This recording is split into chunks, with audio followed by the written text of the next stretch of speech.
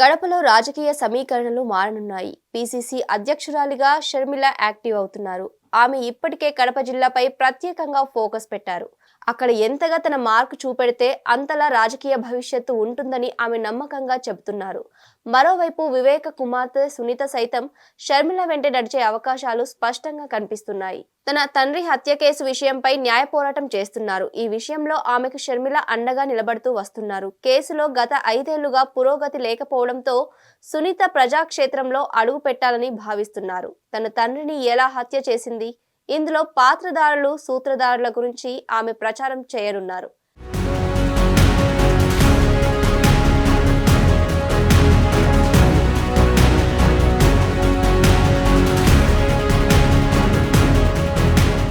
ఇదే జరిగితే వైసీపీ సర్కారు ఎదురు దెబ్బ తగిలినట్టే. అంతకు మించి ఆమె కాంగ్రెస్ పార్టీలో చేరి కడప జిల్లాలో పోటీ చేయాలని ఆలోచిస్తున్నట్లు సమాచారం.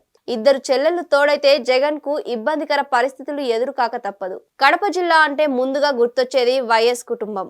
గత 4 దశాబ్దాలుగా కడప జిల్లా వైఎస్ కుటుంబానికి అండగా నిలుస్తూ వచ్చింది. కడప పార్లమెంట్ స్థానంలో పాటు పులివెందుల నియోజకవర్గంలో ఆ కుటుంబమే ఆధిపత్యం వహిస్తూ వచ్చింది.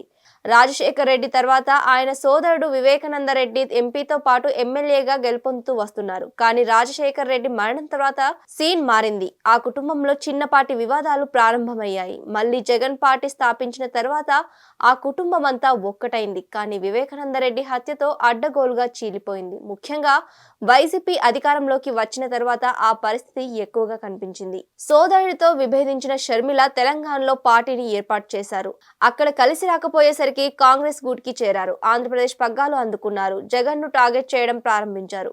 ఇప్పుడు ఆమెకు సునీత తోడయ్యారు. కాంగ్రెస్ పార్టీలో చేరి కడప జిల్లాలో పోటీ చేయాలని భావిస్తున్నారు. అదే జరిగితే సుదీర్ఘకాలం తన తండ్రి ప్రాతినిధ్యం వహించిన కడప నియోజకవర్గం నుంచి సునీత పోటీ చేసే అవకాశం ఉంది.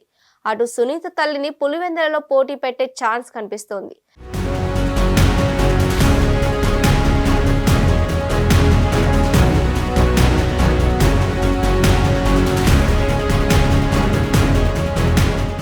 అయితే ఇది ముమ్మాటికి జగన్ కు ఇబ్బందికర పరిణామమే.